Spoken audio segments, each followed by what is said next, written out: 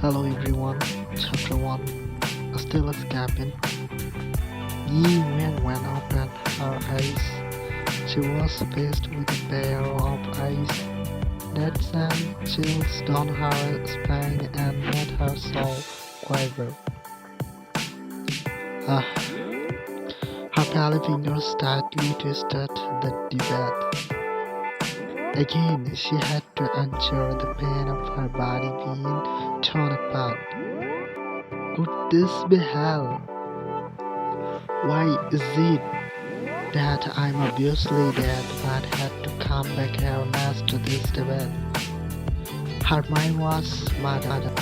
Due to this man's scorching temperature and out of instinct, she resisted that.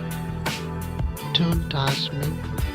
With one flight movement, it was as if she was touched by ice. His ghostly, blood-dusty expression clouded and his ice-cold lips beat down on her ruthlessly as if wanting to swallow her whole. Yi Wen was in such pain that she couldn't think straight. She muttered subconsciously, Why me? See me, why must it be me? Because it has to be you. Hearing his deep and harsh voice was like a shackle of chains that imprisoned her soul. Upon hearing the same answer you'd given her in her previous life, Yi Wen fell into a coma. When she opened her eyes again, the darkness of the night sky had turned into daylight. A floral skin filled the air, and the warm glow of the sun filtered in momentarily, dissipating her unseeners. Yet, in the next second, Yi Wen turns up.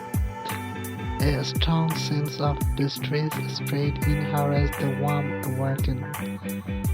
His arm around her waist tightened. She was akin to a baby being held in his arms, still living. Next to her ears whispered the voice that gave her the screams. Out of her survival instincts, Yi Wen shook her head. She was unsure whether he believed her. He glanced at her for a moment and then looked down, giving her little kisses on her lips, chin, and neck. The heavy hot breath buried in her neck gave her warning signs all over her body. She was like a deer who would been bitten by a predator. She didn't care. She didn't dare move an inch. After what seemed like forever, he finally let her loose.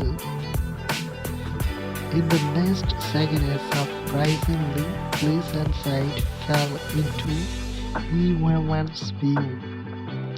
He left the bed half-naked, the backlight outlining his slender stature and tapered waist.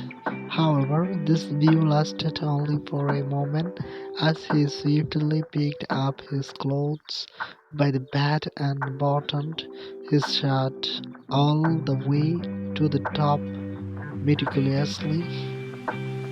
It was only a week ago that he would been as precious as a beast, but in this moment his handsome face was gaunt without a trace of humanity.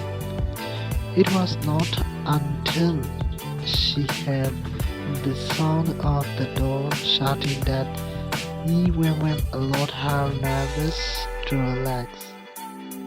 She could finally reflect on her current situation. She slowly glanced at the furniture around her and also at her own reflection in the mirror opposite.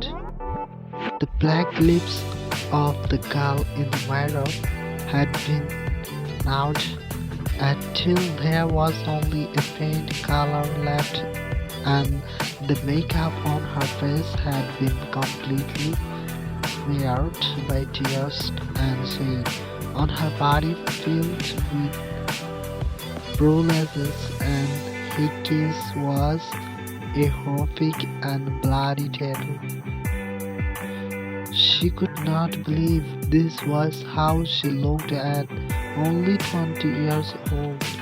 At that time, in order to distance herself from C.E. Hank, she profusely made herself look ugly and disgusting.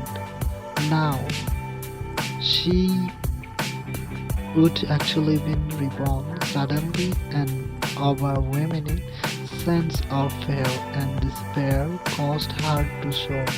Why? Why have I returned to scenarios in the past? I would rather die than return here back by this devil's side.